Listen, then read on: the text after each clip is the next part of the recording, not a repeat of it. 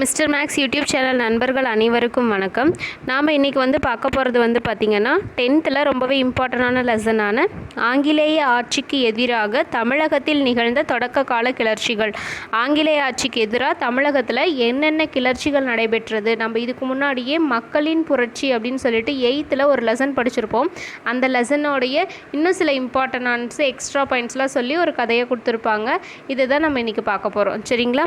First பார்த்திங்க அப்படின்னா இந்த தொடக்க கால கிளர்ச்சி தமிழகத்தில் ஆங்கிலேயருக்கு எதிராக தொடக்க கால கிளர்ச்சி அப்படின்னு ஆரம்பித்தோடனே ஃபஸ்ட்டு ஆங்கிலேயரை எதிர்த்து போராடுறது யார் அப்படின்னா திருநெல்வேலி பகுதியில் நெற்கட்டும் செவல் அப்படின்ற பகுதியை ஆட்சி செஞ்சிட்டு இருந்த புலித்தேவர் தான். சரிங்களா? இப்போ எல்லோருக்கும் முன்னோடியே பார்த்திங்கன்னா புலித்தேவர் தான் ஃபஸ்ட்டு ஆங்கிலேயருக்கு எதிராக கிளர்ச்சிகளை செஞ்சிட்ருப்பார். அடுத்தது இவர்கிட்ட இருந்து தான் இவருக்கு அடுத்தது தான் பார்த்திங்கன்னா வேலுநாச்சி, மருது சகோதரர்கள், கட்டபொம்மன், தீரன் சின்னமலை அப்படின்னு பல பேர் ஆங்கிலேயர்களுக்கு எதிராக முக்கியமான போரிடுவாங்க. இவங்க எல்லாத்துடைய புரட்சியே தான் பார்த்திங்கன்னா வேலூர் கழகம் 1806 வேலூர் கழகம்னு நடந்திருக்கும் இல்லைங்களா, அது ஏற்படவும் காரணமாக இருந்திருக்கும். ஃபஸ்ட்டு ஆங்கிலேயருக்கு எதிரான எதிர்ப்பில் பார்த்திங்கன்னா பாளையக்காரர்கள் தான் மோஸ்ட்லி எதிர்த்தாங்க. அப்போ பாளையம்னா என்ன, அந்த முறை எப்படி உருவானுச்சு அப்படின்னு பார்க்கலாம். ஃபஸ்ட்டு பாளையக்காரர் அப்படின்னா என்ன, பாளையம் அப்படின்னா என்னென்னா ஒரு பகுதி இல்லைன்னா ஒரு சிற்றரசு அப்படின்னு சொல்லுவாங்க. சரிங்களா? அந்த பகுதியை மட்டும் ஒரு குறிப்பிட்ட பீப்புள் வரி வசூலாகட்டும், பாதுகாப்பாக இருக்கட்டும், மக்களுக்கு தேவைகளாகட்டும் அதெல்லாம் பூர்த்தி பண்ணிவிட்டு அரசருக்கு வரி வசூல் செஞ்சு கொண்டு போய் கொடுப்பாங்க. அந்த பாளையம் அப்படின்றது ஒரு சிறு பகுதி, அதை ஆட்சி செஞ்சிட்ருக்கிறவங்க தான் பார்த்திங்கன்னா பாளையக்காரர்கள் அப்படின்னு சொல்லுவாங்க. இதில் பார்த்திங்கன்னா நம்ம பாளையம்னு சொல்கிறத ஆங்கிலேயர்கள் போலிக்கார் அப்படின்னு சொல்லுவாங்க. இந்த கொஷின் ஏற்கனவே கேட்டிருக்காங்க. பாளையம் என்பதை ஆங்கிலேயர்கள் எவ்வாறு சொல்லுவாங்க அப்படின்னா போலிக்கார் அப்படின்னு சொல்லுவாங்க. சரிங்களா? அதுக்கடுத்து பார்த்திங்கன்னா இந்த பாளையக்காரர்கள் முறையில் எப்படி இன்ட்ரடியூஸ் ஆச்சு நம்மளுடைய தமிழகத்தில் அப்படின்னு பார்த்தோம்னா ஃபஸ்ட்டு இந்த பாளையக்காரர்கள் முறையை ஃபாலோ பண்ணிட்டு இருந்தது வாராங்கலை சேர்ந்த பிரதாபருத்ரன் தான். சரிங்களா? வாராங்கலை சேர்ந்த பிரதாபருத்ரன் தான் இந்த பாளையக்காரர் முறையை பின்பற்றிட்டு இருப்பார். அதுக்கப்புறம் தமிழகத்தில் விஸ்வநாத நாயக்கர், ஓகேங்களா, விஸ்வநாத நாயக்கர் 1929 அவர் நாயக்கராக பதவி ஏற்றதுக்கு அப்புறமா அவருடைய அமைச்சர் அரியநாதரினுடைய ஆலோசனைக்கு இணங்க தமிழகத்தில் பாளையக்காரர் முறையை தோற்றுவித்தது பார்த்திங்கன்னா விஸ்வநாத நாயக்கர். சரிங்களா? அவர் இன்ட்ரடியூஸ் பண்ணும்போது பார்த்திங்கன்னா 72 பாளையங்களாக பிரிக்கப்பட்டிருக்கும். பரம்பரையாக அந்த பகுதிகள் பார்த்திங்கன்னா 72 பாளையங்களாக பிரிக்கப்பட்டிருக்கும் அப்படின்னு சொல்லியிருக்காங்க. இவங்களோட இது முக்கியமான செயலே என்னென்னா காவல் காக்கும் கடமை தான். பாதுகாக்கணும், அரசர்கள், வரி வசூல், இதெல்லாம். இந்த காவல் காக்கும் கடமையை அவங்களுக்கு என்னன்னு சொல்கிறாங்கன்னா படிக்காவல் இல்லைன்னா அரசு காவல் அப்படின்னு சொல்கிறாங்க. சரிங்களா? அந்த நிலப்பகுதியை நிர்வகிக்கணும், வழக்குகளை விசாரிக்கணும், அது மட்டும் இல்லாமல் சட்ட ஒழுங்கை பாதுகாக்கணும். இதுதான் அவங்களுடைய முக்கியமான பங்காக இருக்கும். அதனால் இவங்களை காவல் காக்கும் அந்த கடமையை படிக்காவல் இல்லைன்னா என்னன்னு சொல்கிறாங்கன்னா அரசு காவல் அப்படின்னு சொல்கிறாங்க. இந்த பாளையக்காரர்கள் வரி வசூல் பண்ணுவாங்க இல்லையா, அந்த வரி வசூல் பண்ணதில் 3 பங்காக பிரிப்பாங்க. ஒரு பங்கு பார்த்திங்கன்னா அரசருக்கும், ஒரு பங்கு பார்த்திங்கன்னா இராணுவத்துக்கும், ஒரு பங்கு அந்த பகுதியை ஆட்சி செஞ்சுட்டு இருந்த பாளையக்காரர்களுக்கும் சம்பளமாக போகும். சரிங்களா? அப்போ 3ல் ஒரு பங்கு பார்த்திங்கன்னா அரசருக்கு, 3ல் இன்னொரு பங்கு பார்த்திங்கன்னா இராணுவம், இன்னொரு பங்கு பார்த்திங்கன்னா பாளையக்காரர்களுக்கே சம்பளமாக கொடுக்கப்படும் அப்படின்னு சொல்கிறாங்க. சரிங்களா? இப்போது பாளையங்களை 2 பகுதிகளாக பிரிப்பாங்க. ஒன்று கிழக்கு பாளையம், இன்னொன்று பார்த்திங்கன்னா மேற்கு பாளையம். அந்த டோட்டலாக 72 பாளையங்களாக பிரிச்சுட்டாங்க. அந்த கிழக்கு பாளையத்தை என்னன்னு சொல்லுவாங்க அப்படின்னா இந்த சைடு தான் கிழக்கு பாளையம் கட்டபொம்மன். காக்கா வரிசை ஞாபகம் வச்சுக்கோங்க. கட்டபொம்மன் எந்த பகுதியை ஆட்சி செஞ்சுட்டு இருந்தாருன்னா கிழக்கு பாளையம் தான் ஆட்சி செஞ்சுட்டு இருந்தார். இவங்க கிழக்கு பாளையத்தில் இருக்கவங்க பார்த்திங்கன்னா தெலுங்கு பேசுவோராக இருப்பாங்க. ஓகேங்களா? அதில் என்னென்ன இருக்கும் அப்படின்னா சாத்தூர், நாகலாபுரம், எட்டயபுரம், பாஞ்சாலங்குறிச்சி, குளத்தூர், இந்த பகுதிகள்லாம் பார்த்திங்கன்னா கிழக்கு பாளையங்களில் வரும். இதே மேற்கு பாளையம் பார்த்திங்கன்னா மறவர் குறுநிலம் அப்படின்னு சொல்லுவாங்க. அதாவது மான் ஞாபகம் வச்சுக்கோங்க. மேற்கு பகுதியை மறவர் குறுநிலம், அதாவது இந்த பகுதியை தான் புலித்தேவர் ஆட்சி செஞ்சுட்டு இருந்தார். அப்போ புலித்தேவர் ஆட்சி செஞ்சுட்டு இருந்த பகுதி எது அப்படின்னா மேற்கு பாளையம். அவருக்கு கீழே, அதாவது அந்த மேற்கு பாளையத்துக்கு கீழே என்னென்ன ஊர்கள் இருந்துச்சு அப்படின்னு பார்த்தோம்னா நெற்கட்டும் செவ்வல், ஊத்துமலை, தலைமன் கோட்டை, நடுவக்குறிச்சி, சிங்கம்பட்டி, சேத்தூர் அப்படின்ற முக்கியமான பகுதிகள் வந்துட்டு இருந்தாங்க. இந்த கிழக்கு பாளையம் இதில் கீழ்கண்டவற்றில் எது கிழக்கு பாளையம் அல்லாததுன்னு கேட்கலாம், இல்லைன்னா மேற்கு பாளையம் எதுன்னு கேட்கலாம். ஓகேங்களா? அப்போது இதெல்லாம் வந்துட்டு ரொம்பவே இம்பார்ட்டண்டான ஒரு ஊர் தான். சரிங்களா? இந்த பாளையங்கள் பிரிச்சிருக்கிறதும் நம்ம பார்த்துக்கிறது ரொம்ப முக்கியம். அடுத்தது வந்து பார்த்திங்க அப்படின்னா புலித்தேவர். இப்போ பாளையக்காரங்கள்னால் என்னென்னு தெரிஞ்சுக்கிட்டோம், பாளையங்கள் எப்படிலாம் பிரிச்சிருக்காங்கன்னு தெரிஞ்சுக்கிட்டோம்.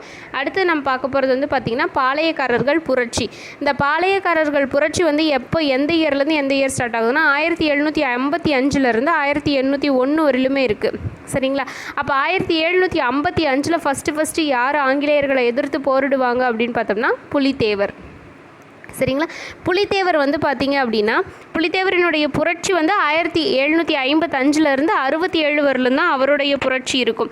ஃபஸ்ட்டு புலித்தேவரை யார் வந்துட்டு தோற்கடிக்கணும்னு நினப்பாங்க அப்படின்னா நம்மளுடைய கம்பெனி படையிலேருந்து கர்னல் ஹெரானும், அது மட்டும் இல்லாமல் ஆற்காட்டு நவாப்புடைய சகோதரரான மாசுப் கான் அப்படின்றவரும் சேர்ந்து தான் வந்து பார்த்திங்கன்னா புலித்தேவருக்கு எதிர்த்து வந்துட்டு போரிடுவாங்க. ஏன் வந்துட்டு போரிடுவாங்க அப்படின்னு பார்த்தோன்னா, அவங்க புலித்தேவர் வந்துட்டு மற்ற அரசர்களோட, திருவிதாங்கூர் அரசர் மற்ற அரசர்களோடலாம் ரொம்ப நெருக்கமான உறவோடு இருப்பாங்க. அவர் மேலே வந்துட்டு ஒரு பயத்தினாலே அவரை வந்துட்டு கொஞ்சம் அடக்கி வைக்கணுன்றதுக்காக வருவாங்க. யார் ஃபஸ்ட்டு வருவான்னு சொல்லியிருக்கேன்? ஹெரான்.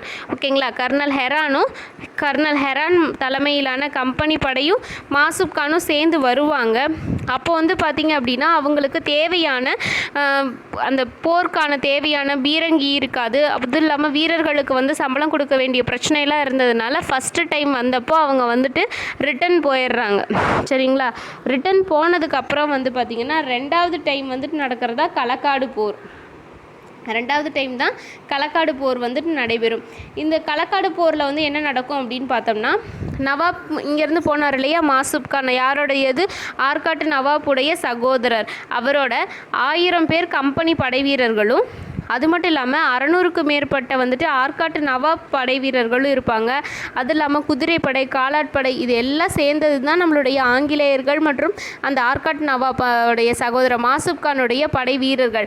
இதே நம்ம புலித்தேவர்கிட்ட வந்து பார்த்திங்கன்னா திருவிதாங்கூர் அரசர்லேருந்து வந்த 2000 போர் வீரர்களை கொண்டு மட்டும் வந்து பார்த்திங்கன்னா போர் புரிவாங்க.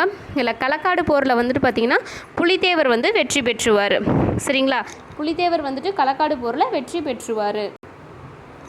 அடுத்தது வர்றது தான் வந்து பார்த்திங்கன்னா ரொம்பவே முக்கியமான ஆள். யாருன்னா யூசுப் கான்றவர் வந்து பார்த்திங்க அப்படின்னா அவர் வந்துட்டு இந்திய வீரர்களுக்கு தலைவராக இருந்திருப்பார். ஆங்கில கிழக்கிந்திய படையோடைய இந்திய வீரர்களுக்கு தலைமை தாங்கியவர் தான் வந்துட்டு யூசுப் கான்.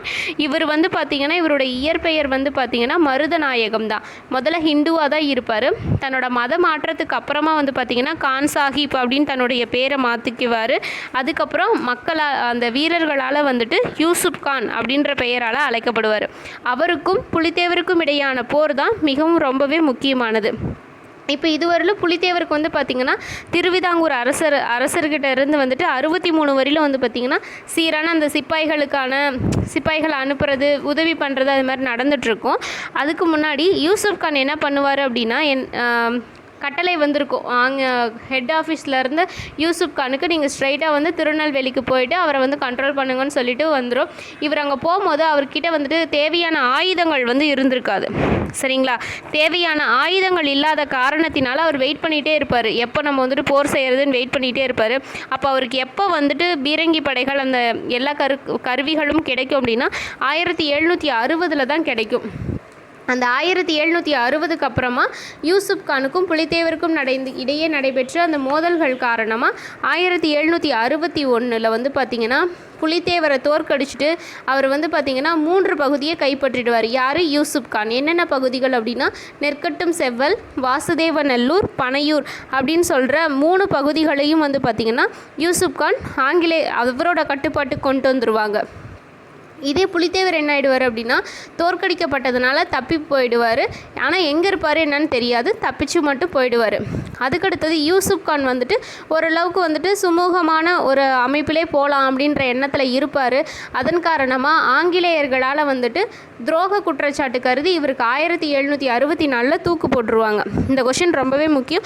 யூசுப் கானுக்கு வந்துட்டு பார்த்திங்கன்னா துரோக நம்பிக்கை குற்றம் சாட்டப்பட்டு எந்த வருடம் அவர் வந்துட்டு தூக்கிலிடப்பட்டார்னா 1764. யூசுப் கான் இறந்துட்டாரு அப்படின்னு தெரிஞ்சது உடனே புலித்தேவர் மீண்டும் வந்து நெற்கட்டும் செவ்வலை 1764 கைப்பற்றிடுவார். ஓகேங்களா. அப்புறம் திருப்பி வந்துட்டு பார்த்திங்கன்னா கேப்டன் கேம்பல் அப்படின்றவர் வந்து 1764 நெற்கட்டும் செவல் அவர் கைப்பற்றினாலும் கேப்டன் கேம்பல் அப்படின்றவர் 1767 மீண்டும் வந்துட்டு புலித்தேவரை வந்து தோற்கடிச்சிட்டு நெற்கட்டும் செவலை வந்துட்டு ஆங்கிலேய ஆட்சி கீழே கொண்டு வந்திருப்பார். புலித்தேவர் திருப்பியும் தப்பி ஓடிருப்பார். அவருடைய இறுதி காலங்கள் குறித்து வந்துட்டு இதுவரையிலும் யாருக்கும் தெரியலை. சரிங்களா. அடுத்தது ரொம்ப முக்கியமான பர்சன் யாருன்னா ஒண்டி வீரன். சரிங்களா. ஒண்டி வீரன் வந்து பார்த்திங்க அப்படின்னா புலித்தேவரினுடைய படைப்பிரிவுகளில் ஒற்றர்களுக்கு வந்து தலைமையேற்றி இருந்தவர் தான் வந்து பார்த்திங்கன்னா ஒண்டி வீரன். ஒரு பிரச்சனையில் வந்து பார்த்திங்கன்னா அவரோட கை வந்துட்டு வெட்டப்பட்டிருக்கும் அப்படின்ற நியூஸ் வந்துட்டு சொல்லிகிட்டு இருக்காங்க. சரிங்களா. ஒரு போரில் அவரோட கை வந்து துண்டிக்கப்பட்டதாக வந்துட்டு சொல்லியிருக்காங்க. இது சும்மா ஜஸ்ட் ஃபார் இன்ஃபர்மேஷன் மட்டும்தான், ரொம்ப இம்பார்ட்டன்ட் கிடையாது. அடுத்தது வேலுநாச்சியார். வேலுநாச்சியார் எடுத்துக்கிட்டோம் அப்படின்னு பார்த்தோம்னா ராமநாதபுர அரசர் வந்து செல்லமுத்து நாயக்கரினுடைய ஒரே மகளாக பிறந்தவங்க தான் வந்து பார்த்திங்கன்னா நம்மளுடைய வேலுநாச்சியார். இவங்க பிறந்த வருடம் வந்து பார்த்திங்கன்னா 1730. சரிங்களா. இவங்களுக்கு வந்து பார்த்திங்கன்னா 16 வயதிலே திருமணம் செய்து கொடுத்து யார் அப்படின்னா முத்து வடுகநாதர் வந்து பார்த்திங்கன்னா சிவகங்கையோடைய ஆட்சியாளர் தான் வந்துட்டு முத்து வடுகநாதர். அவருக்கு வந்துட்டு திருமணம் செய்து கொடுப்பாங்க. அவங்களுடைய மகள் வந்து பார்த்திங்கன்னா வெள்ளச்சி நாச்சியார் தான் வந்து பார்த்திங்கன்னா வேலுநாச்சியாரினுடைய மகள். இவங்க வந்து பார்த்திங்கன்னா வேலுநாச்சியார் ஆங்கிலம், ஃப்ரெஞ்சு, உருது அந்த மொழிகள்லாம் தேர்ச்சி பெற்றவங்க. அது மட்டும் இல்லாமல் குதிரை ஏற்றம், வில்வித்தை அதுலேயும் வந்துட்டு சிறந்து கற்றுக்கிட்டாங்க. சரிங்களா. ஏன்னா அவருடைய செல்லமுத்து சேதுபதியோடைய ஒரே மகளான இவங்களுக்கு ஆண் வாரிசு இல்லாததுனால இவங்களுக்கு எல்லா வகையான கலைகளும் வந்துட்டு சொல்லி கொடுக்கப்பட்டிருந்துச்சு. ஓகேங்களா. அடுத்தது வந்து பார்த்திங்க அப்படின்னா காளையர் கோவில் போர். சரிங்களா. 1772 காளையர் கோவில் போர் நடைபெறும். இதில் முத்து வடுகநாதருக்கும் ஆங்கிலேயர்களோட பான்ஜோர் அப்படின்றவருக்கும் இடையே வந்துட்டு பார்த்திங்கன்னா போர் நடைபெறும். அந்த போரில் வந்து பார்த்திங்கன்னா முத்து வடுகநாதர்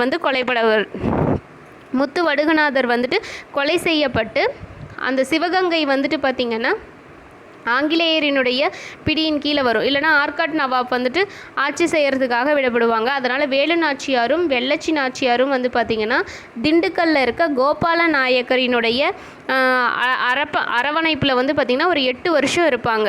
சரிங்களா. அந்த 8 வருஷம் வரையிலும் அவங்க எப்படிலாம் வந்துட்டு திருப்பி நம்ம வந்துட்டு சிவகங்கையை மீட்கணும் அப்படின்னு சொல்லிட்டு திட்டம் தீட்டிகிட்டு இருக்கும் போது ஹைதர் அலிக்கிட்ட அவங்க வந்துட்டு போயிட்டு ஹெல்ப் கேட்பாங்க. சரிங்களா. ஹைதர் அலிக்கிட்ட அவங்க ஹெல்ப் கேட்கும் போது அவங்க என்ன சொல்லுவாங்க, அந்த லெட்டர் அவங்களுடைய இராணுவ தலைவர் இல்லைனா இராணுவ தளபதி வந்துட்டு தாண்டவராயன் ஒருத்தர் இருக்கிறாரு. அவருடைய மூலியமாக வந்து பார்த்திங்கன்னா ஒரு லெட்டர் எழுதி அனுப்புவாங்க. நாங்கள் இது மாதிரி ஆங்கிலேயர்களை வந்துட்டு எதிர்த்து போரிட போகிறோம். எங்களுக்கு வந்துட்டு ஒரு 5000 காலாட் படைகளும் 5000 குதிரை படைகளும் கொடுக்க முடியுமா அப்படின்னு வந்துட்டு லெட்டர் அனுப்பியிருப்பாங்க. அந்த லெட்டர் வந்த உடனே ஆச்சரியப்பட்ட ஹைதர் அலி வந்துட்டு பார்த்திங்கன்னா அவங்களுக்கு வந்துட்டு பெர்மிஷன், குதிரைப்படை வந்துட்டு 5000 வீரர்கள் கொடுத்து அவங்க மீண்டும் வந்துட்டு சிவகங்கையை வந்து கைப்பற்றுறதற்கு மிகவும் ஹெல்ப்ஃபுல்லாக இருப்பாங்க. சரிங்களா. அப்போது திருப்பி சிவகங்கையை வேலுநாச்சியார் எப்போ கைப்பற்றியிருப்பாங்க அப்படின்னா 1780 வந்துட்டு கைப்பற்றியிருப்பாங்க. 1780 வந்துட்டு மீண்டும் வந்துட்டு வேலுநாச்சியார் கைப்பற்றிட்டு இருப்பாங்க.